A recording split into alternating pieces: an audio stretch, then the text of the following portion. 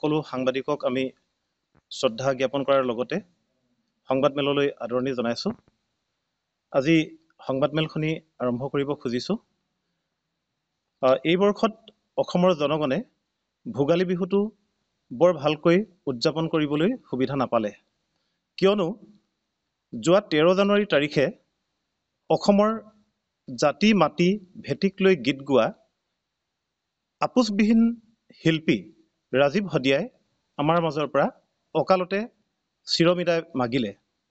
ৰাজীৱ হদিয়াৰ মৃত্যুৰ ঘটনাটোৱে সমগ্ৰ অসমজুৰি তীব্ৰ প্ৰতিক্ৰিয়াৰ সৃষ্টি হোৱাৰ লগতে সমগ্ৰ অসমতে শোকৰ ছাঁ পৰিছে। আৰু আমি ভাবোঁ যে আজিৰ সময়ত ৰাজীৱ হদিয়াৰ মৃত্যুৰ দৰে ঘটনা এটা সৰু ঘটনা নহয়। অসমৰ সমাজ জীৱন, সাংস্কৃতিক জীৱনৰ বাবে এই ঘটনাটো এটা বহু ডাঙৰ ঘটনা। আৰু এই মুহূৰ্তত আমি বৃহত্তৰ চাবুৱা অঞ্চল, বৃহত্তৰ টেঙাখাত অঞ্চলৰ বহু সংখ্যক ব্যক্তিৰ পৰা মতামত গ্ৰহণ কৰি টেঙাখাত আৰু চাবুৱা অঞ্চলৰ ৰাইজক প্ৰতিনিধিত্ব কৰি আজি টেঙাখাত চাবুৱা যুৱ সমাজৰ উদ্যোগত এই সংবাদমেলখন দুটামান বিশেষ কাৰণত আয়োজন কৰিছোঁ। আমি ৰাজীৱ হদিয়া প্ৰসংগত এই সংবাদমেলখন আয়োজন কৰি ক'ব খুজিছোঁ যে ৰাজীৱ হদিয়া প্ৰকৃততে কোন আছিল। ৰাজীৱ হদিয়াৰ যি বিপ্লৱী সত্তা, ৰাজীৱ হদিয়াৰ যি সমাজ চেতনা, এই সম্পৰ্কত ৰাজীৱ হদিয়া জীয়াই থকা সময়ত যিমান চৰ্চা হ'ব লাগে প্ৰকৃতাৰ্থত কাৰ্যত সিমান চৰ্চা নহ'ল। তাৰ বাবে আমি অসমৰ সৰ্বসাধাৰণ ৰাইজ, অসমৰ জাতীয়তাবাদী ৰাইজ, অসমৰ ভাষাপ্ৰেমী ৰাইজ আমি সঁচা অৰ্থতে দুখিত। যিয়ে নহওক, এই মুহূৰ্তত আমি এই সংবাদমেলৰ যোগেদি দুলীয়াজান অইল ইণ্ডিয়া লিমিটেডৰ প্ৰতি কেইটামান বিশেষ আমি আহ্বান কৰিব খুজিছোঁ। আৰু আমি ভাবোঁ এই বিষয়কেইটা অত্যন্ত গুৰুত্বপূৰ্ণ আজিৰ পৰিস্থিতিত। বিশেষভাৱে ৰাজীৱ হদিয়াৰ প্ৰতি যদি শ্ৰদ্ধা আছে, ৰাজীৱ হদিয়াক যদি আমি জীয়াই ৰাখিব লাগে, তেতিয়াহ'লে আজি টেঙাখাত চাবুৱা যুৱ সমাজৰ উদ্যোগত আয়োজন কৰা এই সংবাদমেলৰ বাৰ্তাটো নিশ্চিতভাৱে এক গুৰুত্বপূৰ্ণ বাৰ্তা হিচাপে বিবেচিত হ'ব। প্ৰথম কথাটো হ'ল, অইল ইণ্ডিয়া লিমিটেডক আমি এই সংবাদমেলৰ যোগেদি আহ্বান জনাব খুজিছোঁ, যি ৰাজীৱ হদিয়া আজীৱন মৃত্যুৰ আগমুহূৰ্তলৈকে আৰ্থিক অনাটনৰ মাজত জুৰুলা হৈছিল। সংগীতানুষ্ঠান পৰিৱেশনৰ কাৰণে, বাদ্যযন্ত্ৰ কিনিবৰ কাৰণে, আনকি ক'ৰবাত যাবৰ কাৰণে গাড়ীৰ ব্যৱস্থা কৰিবৰ কাৰণেও ৰাজীৱ হদিয়াৰ আৰ্থিক দুৰ্দশাৰ সন্মুখীন হৈছিল তেখেত। সেইগৰাকী ৰাজীৱ হদিয়াৰ পৰিয়ালক অইল ইণ্ডিয়া লিমিটেডে অতি শীঘ্ৰে এককালীন আৰ্থিক অনুদান আগবঢ়াবৰ কাৰণে আমি এই সংবাদমেলৰ যোগেদি অইল কৰ্তৃপক্ষক আমি বিশেষভাৱে আহ্বান জনাইছোঁ। দ্বিতীয়তে, ৰাজীৱ হদিয়াৰ যিগৰাকী পত্নী, সেইগৰাকী পত্নীৰ কাৰণে অইল কৰ্তৃপক্ষই তেখেতৰ ভৱিষ্যতৰ প্ৰতি লক্ষ্য ৰাখি অতি শীঘ্ৰে তেখেতৰ পত্নী শ্ৰীমতী উপাসনা বকলিয়াল গগৈক এটা চাকৰি অইল ইণ্ডিয়াত উপযুক্ত স্থানত প্ৰদান কৰিবৰ কাৰণে আজিৰ এই সংবাদমেলৰ যোগেদি আমি অইল কৰ্তৃপক্ষক দাবী জনাব বিচাৰিছোঁ। এইটো এটা অত্যন্ত গুৰুত্বপূৰ্ণ কথা হিচাপে অইল কৰ্তৃপক্ষই বিবেচনা কৰিব বুলি আমি ভাবোঁ। আৰু আমি ভাবোঁ যে আজিৰ সময়ত অইল কৰ্তৃপক্ষই সঁচা অৰ্থত যদি অসমৰ সমাজ জীৱনৰ প্ৰতি দায়বদ্ধ, অসমৰ সাংস্কৃতিক জীৱনৰ প্ৰতি অইল কৰ্তৃপক্ষ যদি দায়বদ্ধ, অসমৰ ৰাইজৰ লগত যদি সঁচা অৰ্থত অইল ইণ্ডিয়া লিমিটেড আছে, তেতিয়াহ'লে টেঙাখাত চাবুৱাবাসী ৰাইজৰ এই সৌজন্যমূলক এই গুৰুত্বপূৰ্ণ বিষয়টো তেখেতলোকে বিবেচনা কৰি অতি শীঘ্ৰে ৰাজীৱ হদিয়াৰ পত্নী উপাসনা বকলিয়াল গগৈক এটা চাকৰি ব্যৱস্থা কৰি দিবৰ কাৰণে এই মেজৰ পৰা আমি আহ্বান জনাইছোঁ। তাৰপিছতে আমি আৰু এটা বিষয় অত্যন্ত গুৰুত্ব সহকাৰে অইল কৰ্তৃপক্ষক অৱগত কৰিব খুজিছোঁ। ৰাজীৱ হদিয়াৰ স্মৃতি ধৰি ৰাখিবৰ কাৰণে ৰাজীৱ হদিয়া কেৱল এগৰাকী গায়ক নাছিল, ৰাজীৱ হদিয়া আছিল গণশিল্পী। আৰু গণশিল্পী হ'বৰ কাৰণে কেৱল গান গালেই নহ'ব, জাতি মাটি ভেটিৰ প্ৰতি তেওঁ দায়বদ্ধ হ'ব লাগিব। আমাৰ অসমৰ সমস্যাৰাজিৰ ওপৰত সদা সচেতন হ'ব লাগিব। গীত মাতত অসমৰ জনতাৰ দুখ দুৰ্দশাৰ ছবি ফুটি উঠিব লাগিব, যি ছবি ফুটি উঠিছিল প্ৰয়াত গণশিল্পী ৰাজীৱ হদিয়াৰ কণ্ঠত, তেখেতৰ গীতত। গতিকে আমি আজিৰ এই সংবাদমেলৰ যোগেদি অইল কৰ্তৃপক্ষক দাবী উত্থাপন কৰিব খুজিছোঁ, ৰাজীৱ হদিয়াৰ স্মৃতি ধৰি ৰাখিবৰ কাৰণে ৰাজীৱ হদিয়া যাতে অসমৰ জনজীৱনত বা ৰাষ্ট্ৰীয় প্ৰেক্ষাপটতো এক প্ৰেৰণা হৈ সদায় জিলিকি ৰয়, তাৰ কাৰণে অইল কৰ্তৃপক্ষই ডিব্ৰুগড় আৰু তিনিচুকীয়া জিলাৰ সুবিধাজনক স্থানত অতি কমেও 5টা আবক্ষ মূৰ্তি নিৰ্মাণ কৰাৰ ব্যৱস্থা গ্ৰহণ কৰিব লাগে। আমি আশাবাদী অইল কৰ্তৃপক্ষই ৰাজীৱ হদিয়াৰ আবক্ষ মূৰ্তি নিৰ্মাণৰ কাৰণে অতি শীঘ্ৰে ব্যৱস্থা গ্ৰহণ কৰিব। আমি জানো যি অইল কৰ্তৃপক্ষ বা অইল ইণ্ডিয়া লিমিটেডে অসমৰ বাহিৰৰ ৰাজ্যত অন্য বিশেষ ব্যক্তিৰ প্ৰতিমূৰ্তি স্থাপনৰ কাৰণে হাজাৰ কোটি টকা অসমৰ পৰা লৈ গৈছে।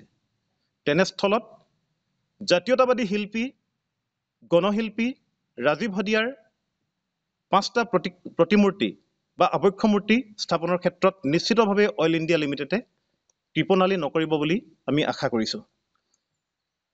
আৰু এটা গুৰুত্বপূৰ্ণ বিষয়ে অইল ইণ্ডিয়া লিমিটেডে বিবেচনা কৰি ৰাইজৰ আৱেগক গুৰুত্ব দি ৰাজীৱ হদিয়াৰ প্ৰতি শ্ৰদ্ধা প্ৰদৰ্শন কৰিব বুলি আমি আশা কৰিছোঁ। প্ৰয়াত গণশিল্পী ৰাজীৱ হদিয়াৰ স্মৃতি ধৰি ৰাখিবৰ কাৰণে অইল ইণ্ডিয়া লিমিটেডে ডিব্ৰুগড় বিশ্ববিদ্যালয়ৰ ৰংঘৰ অডিটৰিয়ামৰ আৰ্হিত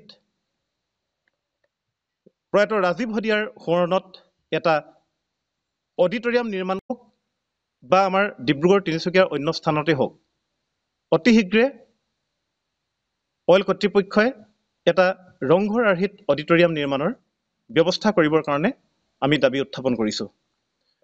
আৰু আমি অৱগত কৰিব বিচাৰিছোঁ এই চেগতে যে ৰাজীৱ হদিয়া সঁচা অৰ্থতেই এগৰাকী অৰ্থনৈতিকভাৱে দুৰ্দশাগ্ৰস্ত শিল্পী আছিল, অথচ তেওঁ কেতিয়াও আপোচ কৰা নাছিল। তেওঁ নিজৰ ব্যক্তিগত লাভ লালচাৰ কাৰণে কেতিয়াও চিন্তা কৰা নাছিল। সেইগৰাকী ৰাজীৱ হদিয়াক আৰ্থিকভাৱে সহায় কৰিব লাগে বুলি 2023 চনৰ ফেব্ৰুৱাৰী মাহত আমাৰ টেঙাখাত অঞ্চলৰে এটা সামাজিক সাংস্কৃতিক অনুষ্ঠান প্ৰজন্মৰ উদ্যোগত আমি এখন স্মাৰকপত্ৰ প্ৰদান কৰিছিলোঁ। 2023 চনৰ ফেব্ৰুৱাৰী মাহত এই স্মাৰকপত্ৰখন আমি অইল কৰ্তৃপক্ষৰ বা অইল ইণ্ডিয়া লিমিটেডৰ এগৰাকী বিষয়া দেৱাশিষ বৰাত আমি 2023 বৰ্ষতে আমি প্ৰদান কৰিছিলোঁ। কিন্তু বিভিন্ন কাৰণত আমিও তাৰ পিছৰ পৰ্যায়ত যোগাযোগৰ আমাৰ যিটো ভাৰসাম্য থাকিব লাগে, যোগাযোগ ৰক্ষা কৰা আমাৰ নহ'ল, কিবা কিবি কাৰণত থাকি গ'ল। কিন্তু এই স্মাৰকপত্ৰখন আমি তেতিয়া প্ৰদান কৰিছিলোঁ আৰু তাত মূল বিষয়টো আছিল প্ৰকৃত শিল্পী আৰু খেলুৱৈক আৰ্থিক অনুদান প্ৰদান কৰা। তাত ৰাজীৱ হদিয়াৰ নামটো স্পষ্টভাৱে উল্লেখ আছে আৰু কপহুৱা গাঁৱৰ টেঙাখাতৰ ৰাষ্ট্ৰীয় খ্যাতিসম্পন্ন খেলুৱৈ বিষ্ণু গগৈৰ দৰে খেলুৱৈৰ নাম উল্লেখ আছে। ৰাজীৱ হদিয়াৰ দৰে প্ৰকৃত শিল্পী আৰু বিষ্ণু গগৈৰ দৰে ৰাষ্ট্ৰীয় খ্যাতিসম্পন্ন শিল্পী যিসকলে আৰ্থিক দীনতাত ভুগিছে, এনেকুৱা শিল্পী আৰু খেলুৱৈক নিৰ্বাচন কৰি আৰ্থিক অনুদান আগবঢ়াবৰ কাৰণে আমি 2023 চনত এখন স্মাৰকপত্ৰ দিছিলোঁ। আৰু আমি আপোনালোকক অৱগত কৰোঁ, আমি আমাৰ ৰাইজক অৱগত যে অতি শীঘ্ৰেই টেঙাখাত চাবুৱা অঞ্চলৰ নাগৰিক সমাজক বিভিন্ন দল সংগঠন অনুষ্ঠানৰ প্ৰতিনিধিৰ সৈতে আমি উমৈহতীয়া বৈঠকত মিলিত হৈ অইল কৰ্তৃপক্ষক এই বিষয়খিনি সম্বলিত এখন স্মাৰকপত্ৰ আমি ৰাজহুৱাভাৱে অইল কৰ্তৃপক্ষক আমি প্ৰদান কৰিবৰ কাৰণে চিন্তা চৰ্চা কৰি আছোঁ। আমি অতি শীঘ্ৰেই স্মাৰকপত্ৰখন অইল ইণ্ডিয়া লিমিটেডত প্ৰদান কৰিম। আৰু সংবাদমেলৰ শেষৰ ফাললৈ আমি আৰু এটা প্ৰসংগ আমি উল্লেখ কৰিব খুজিছোঁ। দুদিনমানৰ আগত যাক হাৰ্থব বুলি কোৱা হয়, অসমৰ জনতাৰ পৰিচিত এগৰাকী ব্যক্তি, যিগৰাকী ৰাষ্ট্ৰীয় আন্তঃৰাষ্ট্ৰীয় পৰ্যায়তো ইতিমধ্যে পৰিচিত এক নাম, জুবিন গাৰ্গ। জুবিন গাৰ্গ ডাঙৰীয়াই গণশিল্পীক মৰ্যাদা নিদিয়াৰ কাৰণে ৰাজীৱ হদিয়াৰ দৰে শিল্পীক মৃত্যুৰ সময়ত বা ৰাজীৱ হদিয়াৰ মৃত্যুৰ পিছত অসমৰ জনতাৰ মাজত এক শোকাকুল পৰিৱেশ হৈ থকাৰ সময়ত এগৰাকী শিল্পী হিচাপে বা এগৰাকী গায়ক হিচাপে জুবিন গাৰ্গে যি ধৰণৰ ভূমিকা পালন কৰিব লাগে আমি কৰা দেখা নগ'ল।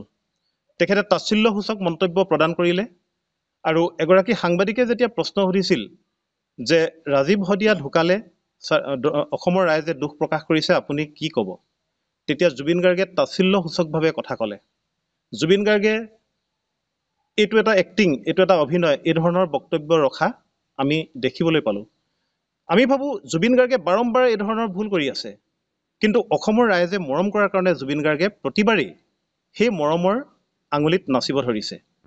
গতিকে চাবুৱা টেঙাখাটৰ সৰ্বসাধাৰণ ৰাইজৰ তৰফৰ পৰা অনুষ্ঠান প্ৰতিষ্ঠানৰ হৈ আমাৰ বৃহত্তৰ অঞ্চলৰ ৰাইজৰ হৈ আমি জুবিন গাৰ্গ ডাঙৰীয়াক এই সংবাদমেলৰ যোগেদি কেৱল আহ্বান জনোৱাই নহয়, আমি সকিয়নি প্ৰদান কৰিব খুজিছোঁ যে তেখেত যদি সঁচা অৰ্থত এগৰাকী শিল্পী হয়, তেখেত যদি প্ৰকৃততেই শিল্পীক সন্মান কৰিব জনা এগৰাকী ব্যক্তি হয়, তেতিয়াহ'লে তেনেকুৱা ধৰণৰ অহেতুক মন্তব্য দিয়াৰ পৰা বিৰত থাকিবৰ কাৰণে আমি বৃহত্তৰ চাবুৱা টেঙাখাট অঞ্চলৰ ৰাইজৰ হৈ তেখেতক আহ্বান জনালোঁ আৰু এক প্ৰকাৰে আমি সকিয়নি প্ৰদান কৰিছোঁ এই ধৰণৰ মন্তব্যৰ পৰা আঁতৰত থাকিবৰ কাৰণে।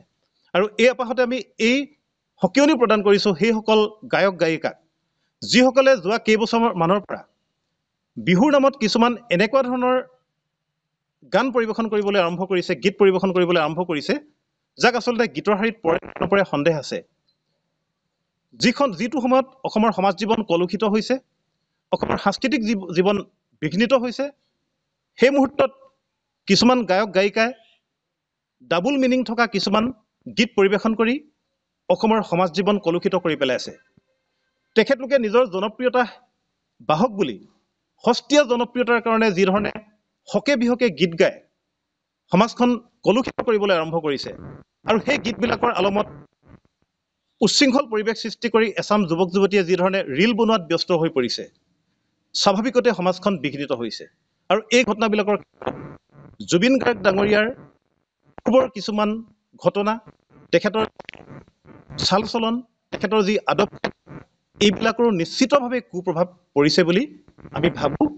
আৰু এই সংবাদৰ যোগেদি আমি এই কথাও ক'ব খুজিছোঁ, ভৱিষ্যতে সমাজখন তললৈ নিব পৰা, সমাজ পৰিস্থিতি বেয়া কৰিব পৰা ধৰণৰ যিকোনো ধৰণৰ গীত গাব লাগে বুলিয়ে নাগাবৰ কাৰণে আমি সেইসকল শিল্পীক, তথাকথিত গায়কবিলাকক, তথাকথিত যিবিলাক গায়ক আছে তেখেতলোকক আমি এই সংবাদমেলৰ যোগেদি সকিয়নি প্ৰদান কৰিলোঁ।